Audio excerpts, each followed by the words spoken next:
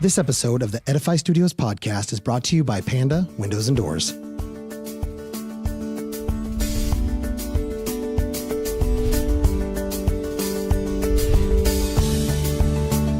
Well, the XO has some of the largest panels that you can have. You can do up to 128 square foot per panel. It's got the thinnest profile. It's designed to be recessed into the ceiling, recessed into the walls, and recessed into the floors. In addition, the sight line is only 15/16 of an inch. So that makes it so exciting because it opens up the views that everybody is searching for right now.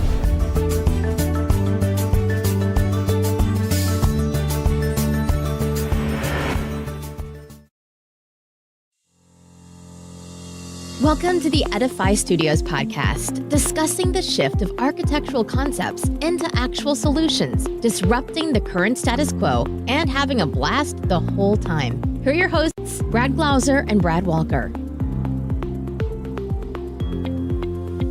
Hey guys, welcome back to Edify Studios podcast, episode number 1. How wonderful does that sound, huh? Dude, I don't know.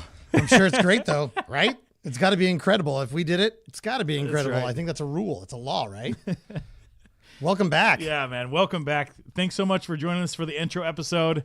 We had a good time. We learned a lot. Man, I've been it's been nuts, right? Reeling on that stuff lately, man. It's been really fun. It's been so overwhelmingly powerful and positive. Yeah. I mean, couple of ribs here and there, which we're due and earned. I think it was done by me, too. I actually did my own ribs, right? Well, we know our own faults, right? Hyper aware. Absolutely. But it's been just overwhelming just to be out there, to have it out there, and just to get the response back of what it's been. It's been very powerful, actually. Very powerful. You know, and we like to thank you guys so much for subscribing. Thank you so much for sharing it with your colleagues, you know, like across the desk or across the cubicle, or if you're in the car, just say, hey, we got to listen to this episode. So wherever you guys are, if you're at your desk, if you're out in the job site, if you are joining us while you're sitting on one of the freeways, highways somewhere, welcome. Welcome back to the Edify Studios podcast. We really, really appreciate you guys joining us today.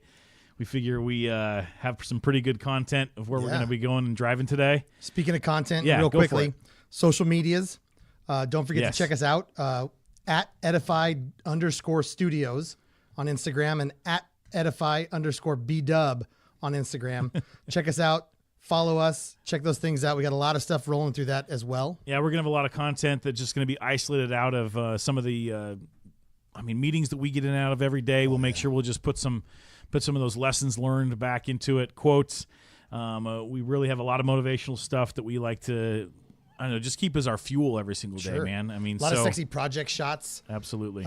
Sexy to us. Somebody's going to go, oh, it just looks like steel. It's not even a thing yet. No, man. It's beautiful. You know, one of the things we would definitely want to start out with and just kind of just give a little bit of how's your week or how's it going. Sure. So I'll ask you, Mr. B. Oh, what do you think? Week. Yeah, how was your week? Phenomenal week. The temperature kind of chilled out a little bit, but it's still just been kind of perfect. You know, Punxsutawney Phil was right. This was a short spring or a short winter, man. Yeah. It was awesome. It's been really, really pleasurable. Yeah. Kids are out in flag football. That's right. That's right. They just barely started. It just barely started. It's been a blast. Had some great games. Just tons of fun. Like they've been playing now for a couple of years in the flag scene, as it were, I guess. And so they've played with the same kids now for quite a while. Right. And my kids also do tackle football, which we'll talk about later as we get into that as the seasons roll. But they love to do spring flag, and it just partially because they just love being out there and they love football. But the other side is they just love that group of kids that they've kind of come up with. It's interesting the community that surrounds each one of those community sports. So softball, baseball season just started for us. And it's the same thing, man. Just get to see those parents again. You get to see the group of kids again. You get to reconnect and see how their holidays were or whatever it was, or the hibernation period. It's great, though, because it's just another circuit of great parents that we get to kind of hang out with and great kiddos that our kids get to spend some time with. So that's been great. And then I've just been consuming season 3 of Santa Clarita Diet. I haven't been able to get into that show, man. I seriously haven't. No. Well, I know Netflix is our thing, right? We'll talk about Netflix shows back and forth, but I've tried it. Maybe I gotta dive back in again. I don't know. It's just one of those things I just obviously haven't it's not gotten to. for everybody. Sure. There's things that are just absolutely magical about it. It is. There's some gore. Trisha, my Right. wife, not a fan of it either. Just got a little too gory and cheeky or cheesy for her, I guess. But there's just something. It's shot with this very vibrant, bright light. Oh, it is. Yeah. So it's almost It is like nice. it's polar opposite of what it is, which is a very, very, very dark comedy. right.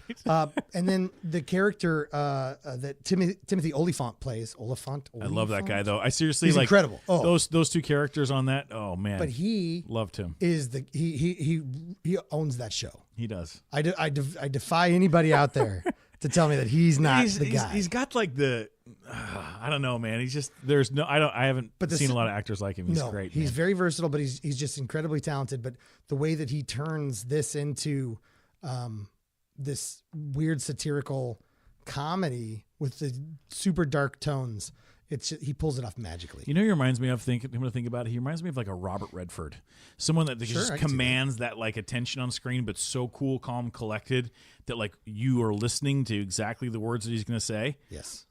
Anyways. Yeah, no, I agree. We'll dive into that. So that's been my bag of tricks. What about you?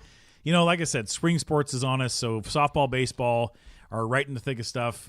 We're diving into games. So it's like 4 or 5 times a week at the softball, baseball park between my daughter and my son, just going back and forth. And no, it's fun. We have the softball crew of the parents, and we get to see and the coaches, the umpires who we like at the beginning of the game, dislike during the game, and then like after the game.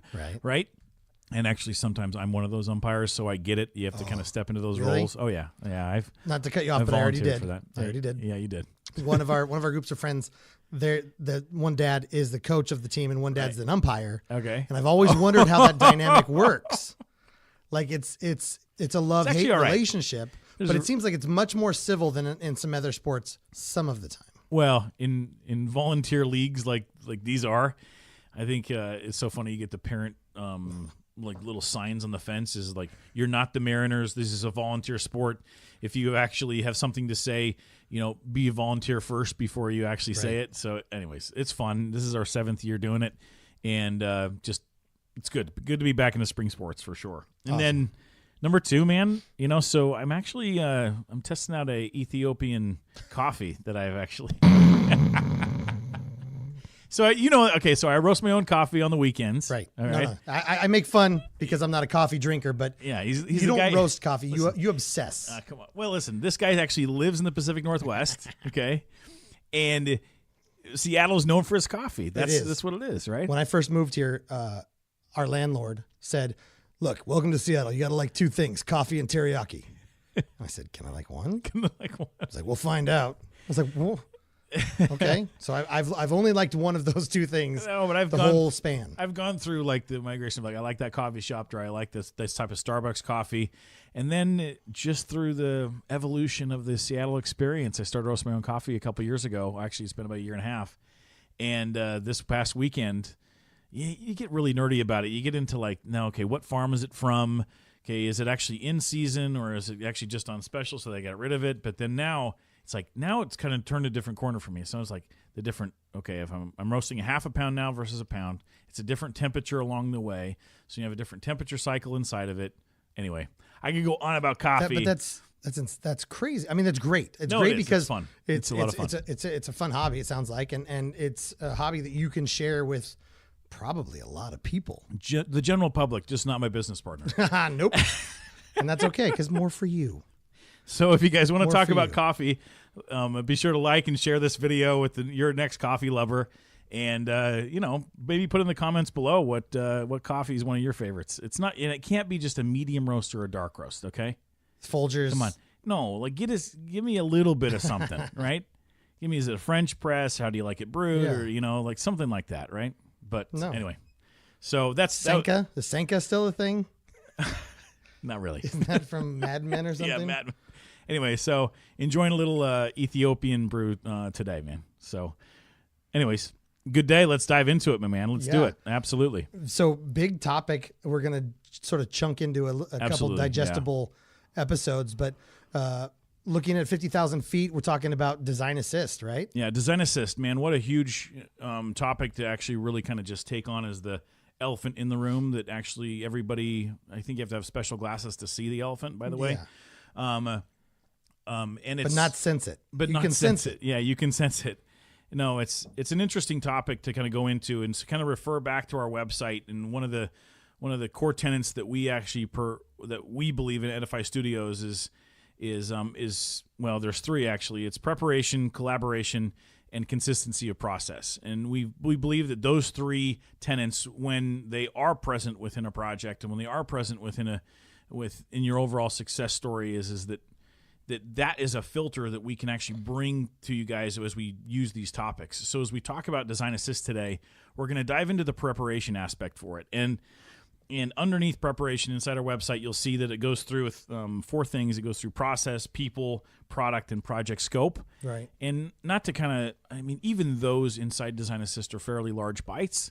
Anybody that knows that those are huge Yeah. pieces of that. But I think the point is to prepare yourself for design assist and actually to understand that topic and actually dive in within it.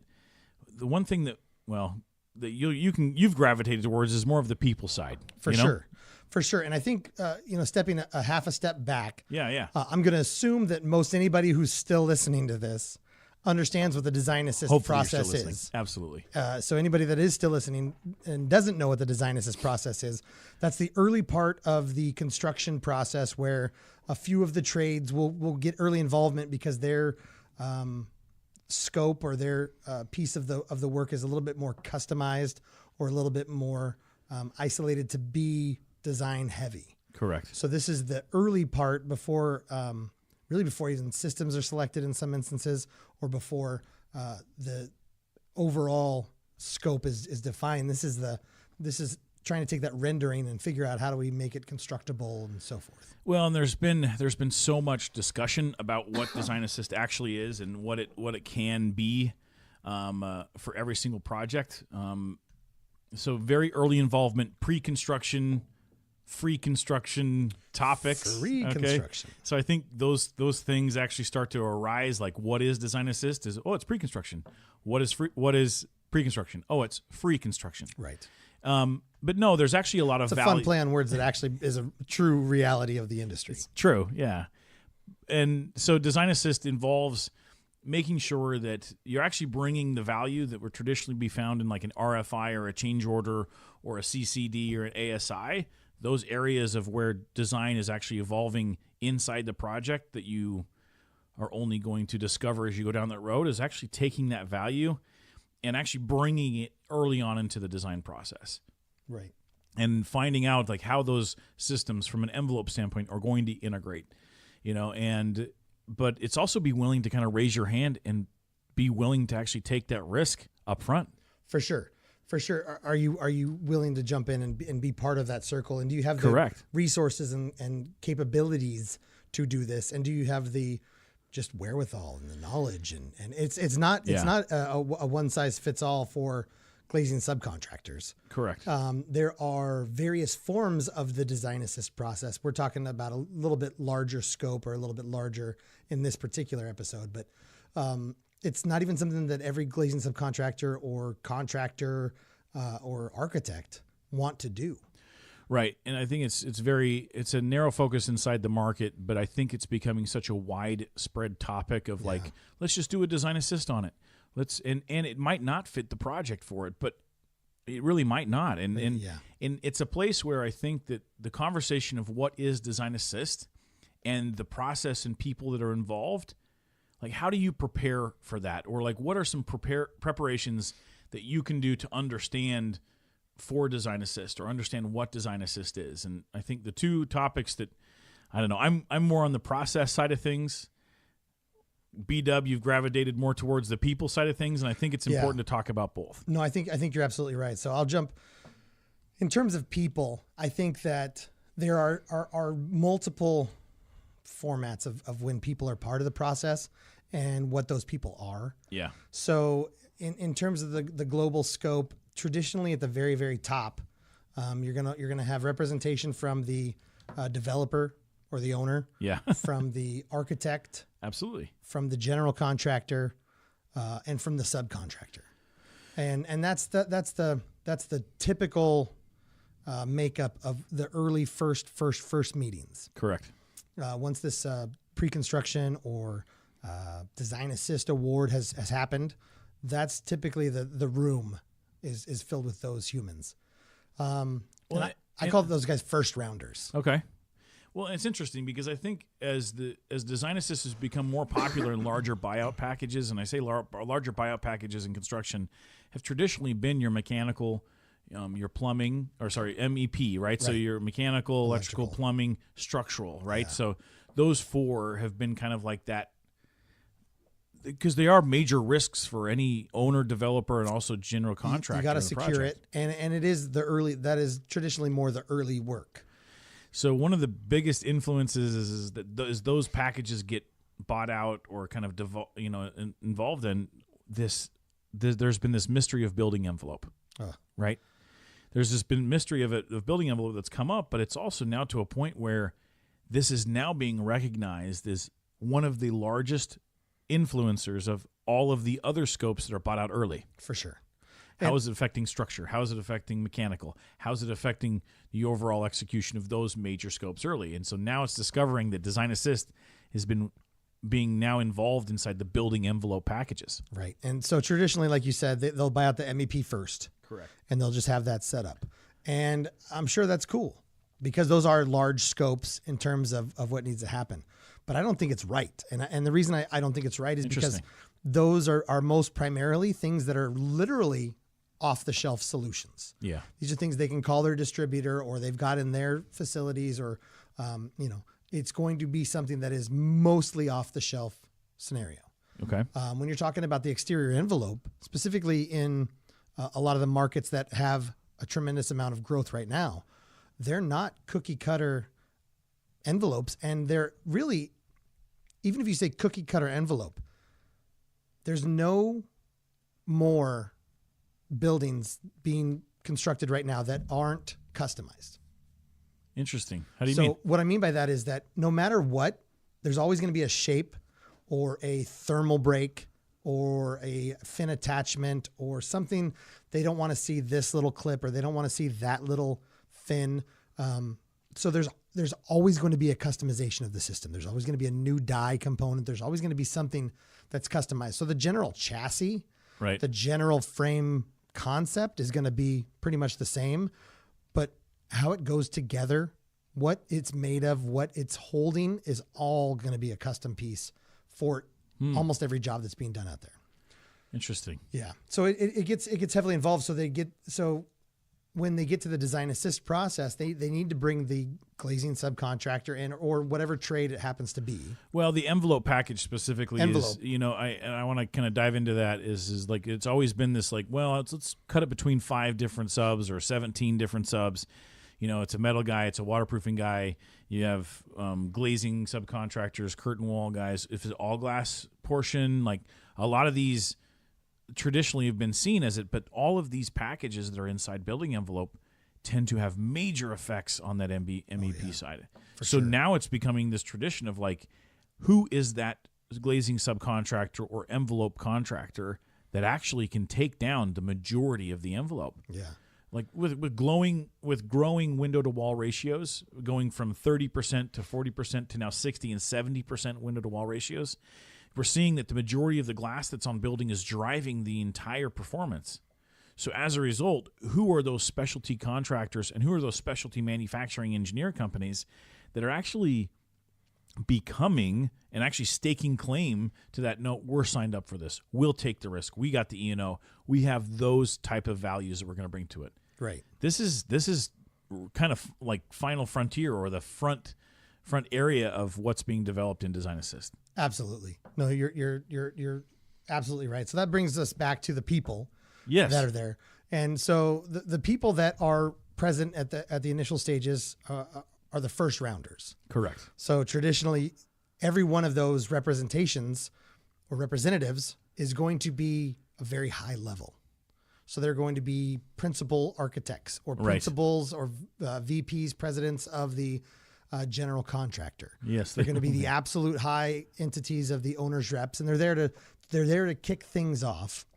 But they're not the people that are going to be throughout the process as much. They're very important. They're very integrated in, and a lot of times after this meeting, they've got another one of these down the hall, because a lot of these principals and higher executives, they're circling 5 or 6 of these at a time in various stages. Correct. So they don't have the capacity, and it's not in their spectrum to be the boots on the ground. So they'll kick it off. They'll get everything started so that they understand where they're headed. Right. A lot of times they've driven the aesthetics or the intent of the design, and then they'll bring in the second rounders. And the second rounders are traditionally who are the second rounders? Excuse me, I'll tell you. Yeah, fine. I'll tell you. The second rounders are traditionally going to be from the subcontractor. It's going to be their pre-construction person. A lot of times it's the tail end of the sales guy, if you want to call it that, but it's the pre-construction guy who's getting things started from looking at it from the level that they bid it and won it. Okay. Then you're going to have more of a project architect. So like a mid to high level architect who's going to oversee the entire project. Got it. Not necessarily honed in on the exterior, but there's a big piece of the exterior that's in their spectrum, in their wheelhouse. You're going to have the project executives, maybe a higher level project manager from the general contractor. And you may still have peppered in a representative from the owner or the developer. Yeah, it's interesting. So as you mentioned the different parties kind of get deeper into the process of you get first rounders, second rounders. I think it's important to highlight the not only the hierarchy, but the process that these guys go through to make sure that information is consistently taken down the chain. And it's making sure it's also validated across the line. Yeah. Right? Because it's backfeeding into the system. You don't want to get all the way down to, okay, now we're actually going to start, moving dirt. We're going to get into it. Right. And we're too far to actually make those decisions. Like that should have been way earlier on. That's validated. So talk about what's those major first rounder to second rounders. I think there's an overlap. It's not just straight on linear path. I'm going to pass the baton to you. Like, it's not that. It's not that. It maybe wants to be that, and then maybe it should be that. Well, I think traditionally in construction, we would think like I'm going to give you schematic design drawings, and I'm going to give you design development. Sure. Then I'll give you a CD set, and after the CD set's done, we'll then bid the project. Are you in the spec? Okay, if you're not in the spec, then you don't get it. Right. So that's a traditional linear path design process. As we're looking in Design Assist, I think the integration package that we're looking at. You mentioned rounders, and the shape is completely opposite. Great movie, by the way. It is. Go ahead. Edward Norton plays amazing stuff on the rounders. No, but the linear path that you actually described in kind of that traditional construction process versus now you're using the shape of like, okay, these are actually like cogs to the wheel of how these are integrating in. So you have the first rounders coming into that second rounders, but these guys don't. The first rounders still have to stay engaged in the overall for sure. in order to keep the machine running. They're still ultimately responsible for the project in its entirety. Yeah, it's not a domino path anymore. Now we're actually looking about these layers. It's a layer path of very, very integrative. Yeah. So the process is different. Exactly. And even those second rounders are only there for a certain span. And then you bring in the third rounders. Yeah. And the third rounders are more of the boots on the ground, actual work for the parts and pieces of getting the design laid out, getting the design on the table, getting the drawings to go the direction that they're trying to go. Right. And you're starting to now pepper in the project team from the subcontractor, and you're starting to, now you're down into the project engineers typically, because it's becoming more of a paperwork, taking notes, making sure that everybody's communicating. That's on the project management level. Interesting. So the way I tend to look at it is the way to think about it is elevations, Okay. sections, details. Okay. in the overall like a plan set. Yeah. Okay. So if you think about in a plan set, Yeah. the first rounders are looking at the elevations. Or yeah, like some renderings. You know what I mean? Renderings or elevations, Yeah. and then your second rounders are touching in on the section cuts. Okay. This is how our soffit's going to come in, and we're going to have something here. So that this is going to be a back connection. here, you're kind of shaping that. You can see right? that it's moving a little bit, and we're going to have a fin that comes off a little bit. And then the third rounders are the real workhorses. They're the Clydesdales of the bunch. Yes. Because they're the actual detail pages at the very end that have 47 details on a single page sometimes. Well, and I think it's important from a process standpoint is that these guys that come in and go back and forth is that you have that developer and architect relationship and developer and contractor relationship that's balancing design and budget. And majoritively speaking, there'll be some allowances that are left in there in a linear path format of saying it generally costs this much with cost estimating software, or those things are there. Right. But now you're actually integrating that cost function and the design function at the same time. Yeah.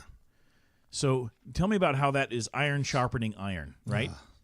At that point, right? It absolutely is. In construction, we look at budget is like, well, it's degrading the design, and we're looking at design as degrading the budget, right? You have this opposing forces of tug of war. It's absolute give and take, or take and take sometimes. And take and take. It's wanting to be a give and take. But talk about the relationship that the subcontractor is now bringing to the design process. Right. And the manufacturing engineer, or the engineer that's actually working with the subcontractor, bringing those details at the same time as the budget's being established. Yes. And because I think there's some hesitancy on like, well, what should we say, or should we say everything, or how does that work, or how do we get these guys secure, right? Yeah, how do we actually give them the understanding that, you know what, your value is not after CDs, it's now. Exactly. We need to bring your value of details and budget right now of why this is so important.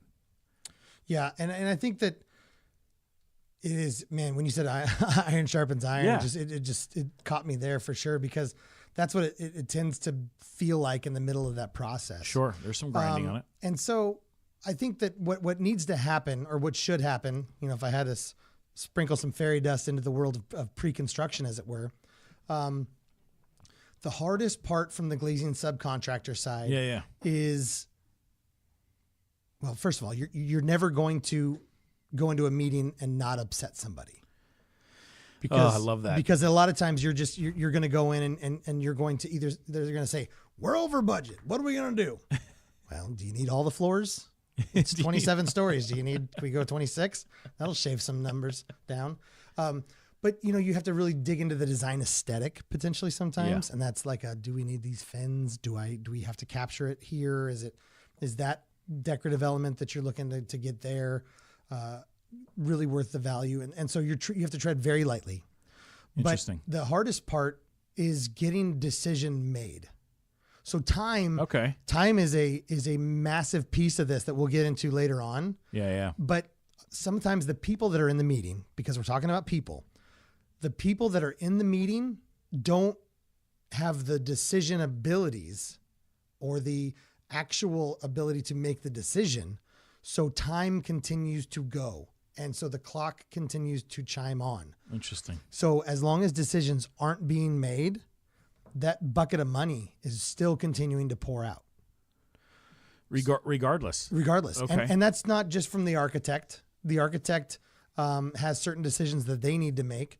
That's also from the general contractor in terms of decisions they need to make in how it's going to install, or how it's going to get to site, or how it's going to be hoisted. And so the question that I'm looking at is how do you enable decisions earlier on in the design process to actually confirm that, and to bring that trust factor back in to say, okay, let's make the decision here for budget, so it'll allow for it to become more efficient. Well, yeah. So I mean, that's I'm not. These are unicorn questions. By the way. They are. They absolutely are. But I feel like there's a piece of low hanging fruit. Yeah, we can pick out of the question that you just asked.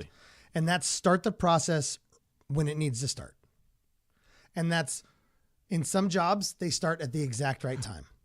And on some jobs, they don't get to the point where they need to bring the subs in. Correct. And not just the glazing sub. Maybe it's the metal panel stud, or maybe it's the whatever. Yeah.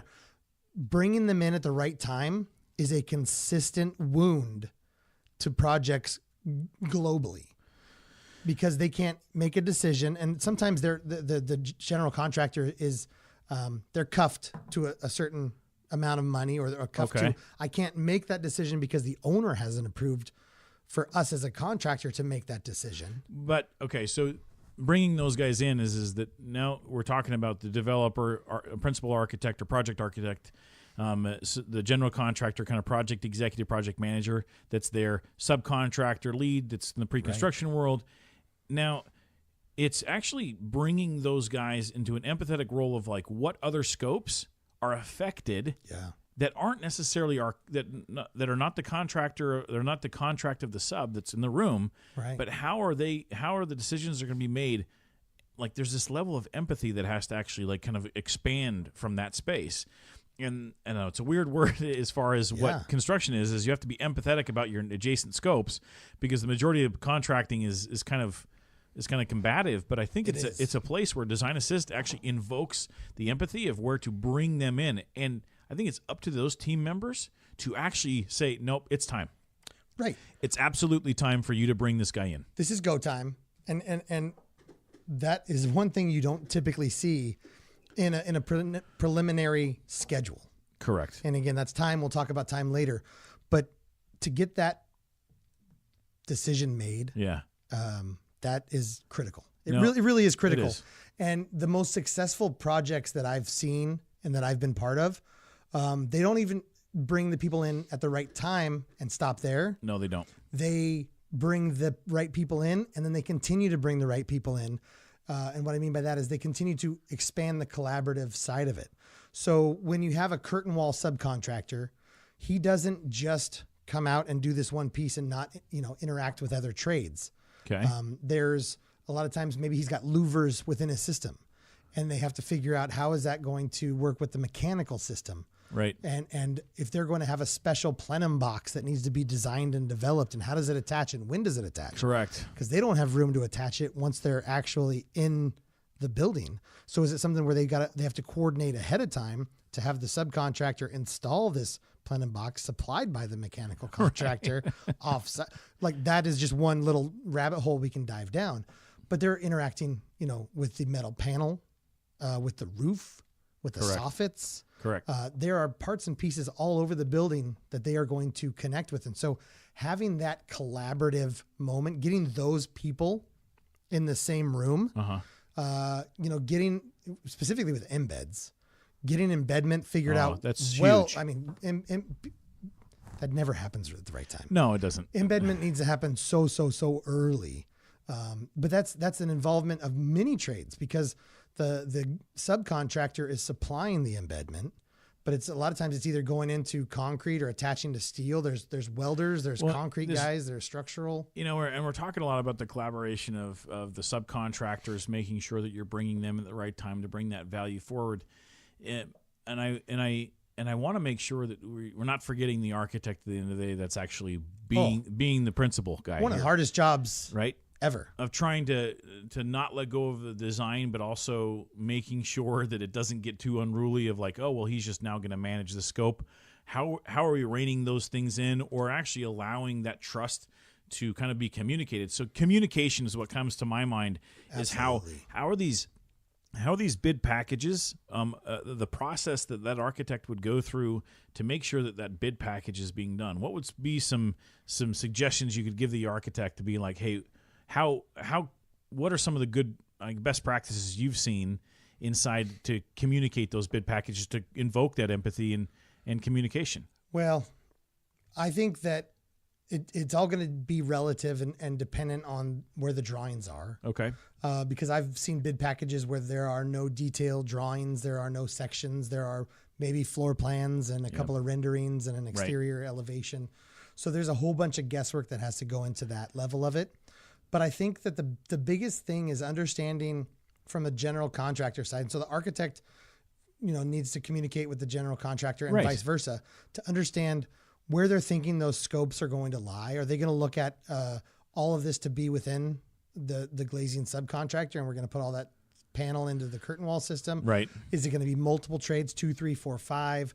And then where's that line of demarcation? Where are we going to stop this and start that? Interesting. So I think that a piece of it is just the communicative moments early to understand what the scopes are to involve the right trades, and then get somebody looking at the drawings to say, hey, watch, this is where all of your money is going to be, or watch these lines here because you're going to double up or triple up on your scope because 3 guys are going to potentially grab this scope here. What I'm hearing is that we're kind of, it's interesting of how earlier on the process needs to include those subcontractors and manufacturers input upon the design. So even as bid packages are being developed between GC and architect, right. and it's prior to award or it's prior to even a budgeting period, I would urge the architect to not be afraid to reach out to the subcontractor, not be afraid for the architect and the general contractor to actually suggest that let's get some eyes on this package or this early thing or some advice. Even if it's for like a couple of hours or like, hey, let's have you on like a 30-minute go to meeting or a Zoom meeting that we can actually kind of review this together. But I would say to create that empathy as early on in the design as process as possible. Yeah. Absolutely. Sorry if I tripped over that. No, I think that was great. And the real end of that is getting involvement ahead of putting it out to market, right? Right. Like there's so many intricate pieces of the scope that could be picked up by 2 or 3 different people.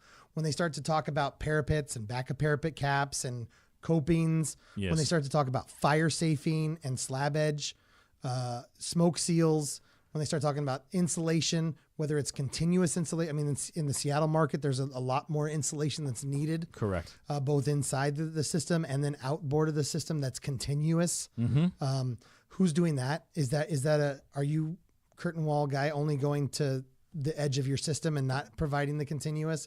Am I looking at the insulation or drywall guy that's going to come and do the slab edge and the fire safing? And the constant communication is early involvement with them, and it's not being afraid to do it and not being afraid to ask for that advice early. Well, it's a huge task from the general contractor. The general contractor has to put these bid packages together and put them out, and they need to do it. What seems like with limited resources a lot of the time, but most importantly, it's a single guy or a guy and a half that have to put this entire bid package out to everybody. And so they're trying to make sure that they know it, but they can't know all the scopes of the entire building. If you think of an entire 40-story tower or even a 10-story tower, correct, they're the same at that point. They are the same at that point. How many different parts and pieces there are, and different subcontractors and different levels of things that you need to understand and know. There are things that would be very, very simple to drywallers or to carpet guys or to, anything on the inside, interior wise. And they could say the most basic thing and I would not have a clue what they're talking about because I focused more on that exterior facade. Right. It's impossible to know. You can't be all of those things. So you need to engage in some way with an outside piece. No, I don't disagree. It's a place for me where I want to make sure we're communicating the topics of design assist as early involvement.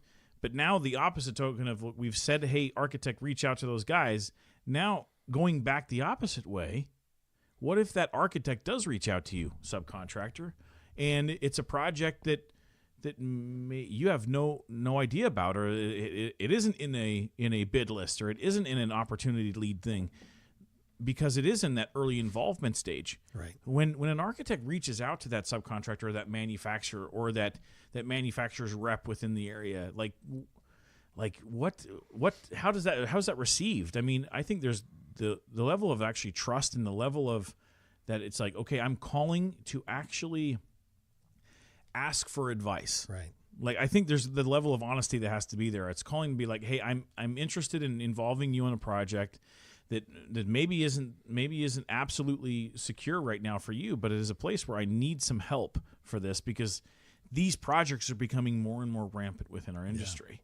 Yeah. So as people, making sure that we're not only just reading for past projects or what we did on this last one, it's actually seeking the advice of the local representation, also the local, even the manufacturers that have those resources inside that actually can review it, and within 15 minutes can give you some really good direction. Absolutely. So you as you're changing that percentage of perspective now, it's not going to end up in this really awkward spot as you go down the path. So from a process and people standpoint, early involvement, making sure that when you get that call from the architect, and when you get that call from the principal, or when you get that call from that developer and saying those first rounders, like that's the call. Yeah. Like that's the call. They're not wasting your time. No. They're wasting so they're not wasting your time. Yeah, they're not wasting your time, and they're actually providing you an opportunity to be involved early. And I promise if you actually answer that phone call, yeah. And you're going to get it. No, absolutely. And then keep making, I think that there's a weird mask over the concept of reaching out to a subcontractor or something, even a manufacturer, and sometimes early, because I think they feel like that person is going to feel entitled. Okay. They reached out to me, so I'm on the job. We're obviously going to do, and it's not actually a real thing that people think out there. No, it's not. But I think asking the questions relevant to the project of the community that's going to be involved in it, whether it's the manufacturer or the installer or however it works, and sometimes that's the same person, depending on what the scope is. It's so huge because sometimes you get the easiest answers back, which is that's not a thing that you can do. Correct. Or that'll never be a thing that you can do because of these reasons. Mm-hmm. And sometimes that'll stop a design from spinning around for too long because they didn't ask the easy question first. Or sometimes maybe the person didn't give them the best answer. But the feedback that they need at that time is it a thing? How does it work? Can we make that? Can we modify it? Can we make it meet this condition, or can we have it shift to this condition? And that's a big piece. No, it's interesting.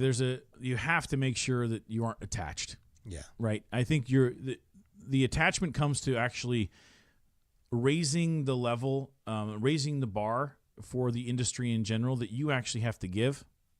Right. You actually have to give that. You say, all right, he's calling me, but guess what? There isn't an attachment that I have this project. There's attachment that I actually am raising the level of responsibility. Right.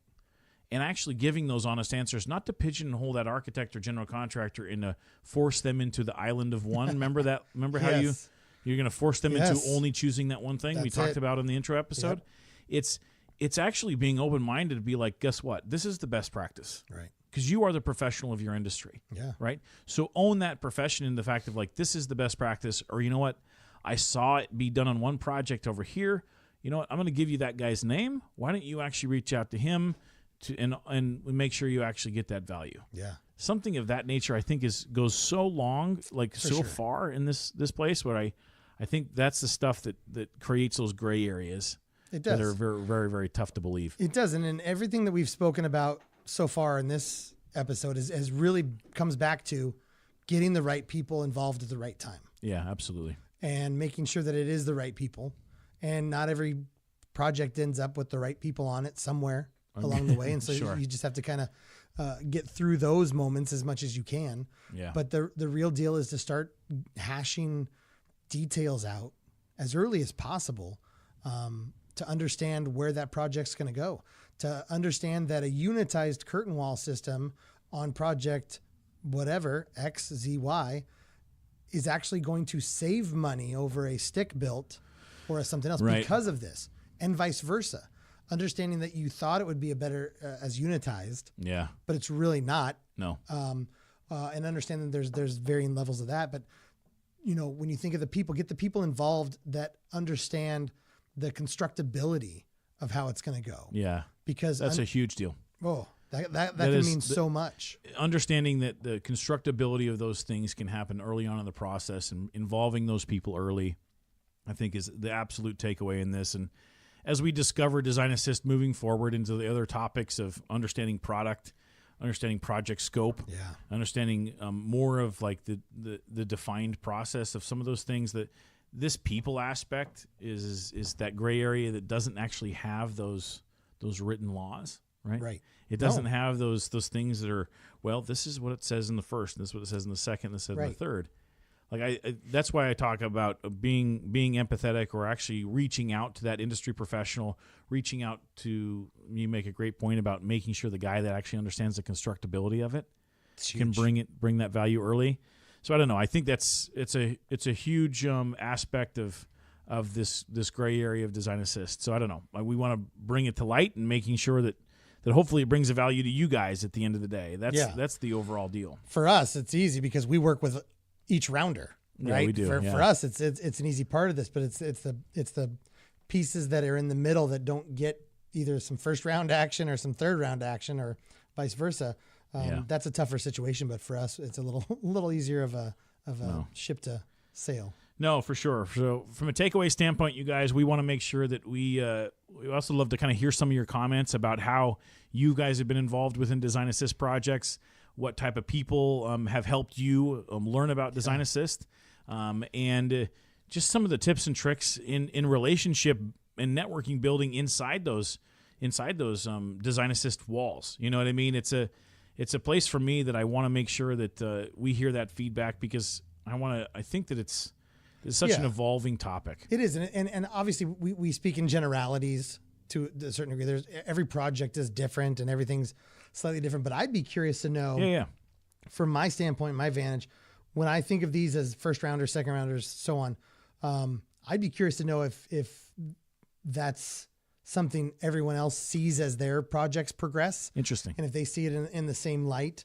or if they're seeing more of a, no, globally it's more X or X. So my ask to the humans that are drinking this in, however they're drinking this in, is in terms of my generalization of the rounders.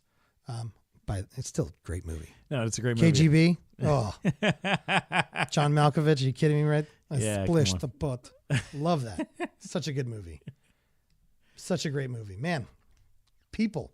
No, who knew people would be such a big piece of this? It is, and I think we definitely, as we dive into preparing for Design Assist, people is this gray area that I think isn't. Raise your hand. Make sure you're involved within the process. It's not always guaranteed, and it's a place where you're actually raising the level and the bar of the industry. So participate in that conversation. Participate in a place where you actually can add value to that overall industry. And you know what? It's making sure you're giving without that expectation. And it's a place where you can actually believe that it's about the people, and it's about in creating these spaces where we can actually, just the spaces and the projects that we're working on. You know what I mean? Big time. I don't know. We could go into it forever. I think it's a good spot to actually tie it off. Wind down a little bit. Yeah, absolutely. And bring it into a space where, you know what, lessons learned and what we've been doing. It's, I think, one of the spots we want to do in the podcast moving forward is a top two. Edify top two. Edify top two. Edify top two for sure. Why don't you jump into your first, and we'll just do a ping pong. No, absolutely. So the top two for me, I mean, this week has been a quote I've been really just kind of going round and round and making sure that we can continue to bring value is it's really been a big fuel for me. So the quote's by Alan. Good grief, I don't even have his last name here, but whatever. It's on the Instagram page at edify_studios.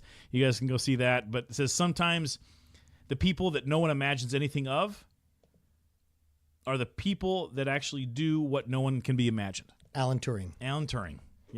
What a great guy. So I don't know him personally, but no, I think it's interesting. Tragic story, actually. Oh yeah, we'll talk later. Yeah. Inside that quote, I think there's a choice. And so the top two is the quote, and then also the choice that comes after it is that you guys get to decide which person you get to be. Ooh. Are you guys going to be the person that's going to be I'm gonna be imagining to do great things, or are you gonna be the guy that's actually watching the people do imaginative things? So bring yourself to that situation and you choose it. That's interesting. I'd be curious, which one are you and which one do you want to be? And are they different? I think I gotta do some soul searching on that to see if I'm the one I want to be. For me, it comes into a couple of things. My takeaway is that choice is actually a living, breathing thing. That it's not necessarily if I'm making the choice that I'm dyed in the wool for it. You have to live by the moment. So my choice is to do imaginative things and to inspire others, and to be that person who is inspiring that imaginative resource within you. So I'm always gonna default to that. But there are some parts where I need to step behind, and I need to watch those imaginative people inspire me. So I'm gonna ebb and flow a little bit, but it's maybe this sounds non-committal, but it's it 100% does. Well, 98%. But I think maybe 100. Maybe 100. But I think it's a place where you get to choose, but it also, I think quotes are there to open you up to a place where you can create that. Yeah. So there you go. So go for it, man. Boom. Top 2 on Edify. It's super funny. I actually also have a quote. You do? I do. It's funny. So I have been consuming the show Afterlife. It's a new Ricky Gervais show on Netflix. I think he's crushing it. And actually he got in a little bit of fire over this because really he's used this line in other things he's done. Okay. So they're all like, "Oh, you're reusing stuff." I don't care. It's good. So, and I don't remember from when he did it before, but whatever. All right, go ahead. It's actually partially an old Greek proverb. And it says, "A society grows great when old men plant trees whose shade they know they shall never sit in." Say it one more time. A society grows great when old men plant trees whose shade they know they shall never sit in. Wow, that's huge. Legacy, man. It's a legacy thing. So I've had legacy on the mind big time lately. Yeah, you have. So I've been super grinding in how are we putting a legacy out there? What is legacy? Does it mean something to everybody else? And when I heard this on the show, I was just like, paused, like just sat there in a puddle of like curiosity of like what she had just said in this movie. So that's pretty rad. Society grows great. So basically the concept is if I go and plant this tree knowing that it's going to benefit others and I will never understand the benefit for myself, that's a big moment. But it starts out with a society grows great. So I know that's very philosophical for this, but at the same time, it's actually very applicable what we just talked about. I feel like it is. I felt like it sort of encompassed a lot of what we're talking about because that legacy moment is very big because in the buildings that we're building now aren't going to be what they are in 20, 30, 40, 50, 60 years, right? That's when they become these landmark moments and these, other than that, it's just kind of keeping up with what's going on around it. So anyway, that was my top one. That's awesome. So I'm gonna hit one. You gotta go for 2. Pong. I'll go. Yeah, go for 2. So my second one is I am a huge whiskey lover. I love brown liquors, specifically in the world of whiskey. And there is a distillery out of Evanston, Illinois. I believe so. If I'm wrong, tell me I'm wrong. Evanston. But I believe it's from Evanston, Illinois, and it's called Few, F-E-W.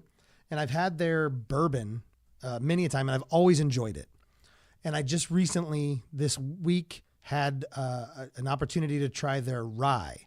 And I know that they've had it for a while, but their rye, for me, and I like a big, earthy, funky... Is it a wheat whiskey? No, it's a rye. Okay, well, sorry. Oh no, so the biggest piece of it. So they make it a whiskey. Yeah. It's a hybrid corn wheat blend, but they use the rye. Wow. And it's so. Sorry, I didn't mean to degrade the conversation there. Go ahead. It wheat? No, it's not. It's rye. So it is. It was so good. It just was one of those standouts where sometimes you try them and you're like, that's good, or I like that, but that was just one where I hadn't had their rye before, and not everybody does rye the right way that I like it. Interesting. And so that for me was a good one. That was a nice moment. Well, cheers. Cheers to you. What about your what's your number 2? Well, number 2 for me, it was along the same lines, right? So we went and had dinner with some clients this week. Yeah. One of my traditions is I go back into restaurants. I kind of have these habitual things you'll do. So we went to a nice steakhouse. Yeah. And I always get a Manhattan. Always get a Manhattan. It's true. Right? So when you're going to a nice steakhouse, you'll find a couple of drinks that'll be standard on the menu, but they'll individually, actually sing to the restaurant or to that mixologist or to that chef to making sure that they're complimenting the meals. And the one drink I'll get at that steakhouse is that Manhattan. So where you're at in the steakhouse, I think it was the Manhattan 820. I think that's what it was called. Yeah, it was the 820 Manhattan. That sounds right. Yeah. Yep. Orange twist. I don't want to get super sweet. I'm more of the kind of dial the sweetness back on it. But that Manhattan was an absolute dream this week. So here's to you, the Met out in Seattle. You guys did a great job at that Manhattan. Keep it up. Man, look at us. A couple of philosophical drinkers with our top two. That's hilarious. That's funny. I actually wrote it down. I didn't tell you this, but yeah, that's quotes and drinks. Quotes and drinks at the end of the day. So, hey, well, guys, if this has brought you value, we really appreciate you for listening. Join us on iTunes, on Google Play, on Spotify. We'll put these videos on YouTube and also natively on both LinkedIn, Facebook, and Instagram. So please join us there. We'd love to hear your comments. Love to hear your questions that you have, future topics on the show. We've actually got some really cool guests that are booked for this summer. We do. We have some big names. Yeah. We're going to go into those. I think we should start dropping some hints next episode. Let's do it. We'll start dropping a little bit of teaser as to who some of those names are, but they're going to be they're big hitters. We've got some people. We asked and they said yes, right? It was an ask. It was like, hey. So no. That was good. And so maybe we'll drop into that in the next episode, which we continue through the design assist process and hit in the process. Yeah, absolutely. Well, thank you guys. Appreciate you joining us today. Please subscribe, share this with your colleague, and we'll catch you next time here on the Edify Studios podcast. Peace. See ya. Thanks for listening to the Edify Studios podcast with hosts Brad Glauser and Brad Walker. To learn more about Edify Studios, visit www.edify-studios.com. That's www.edify-studios.com.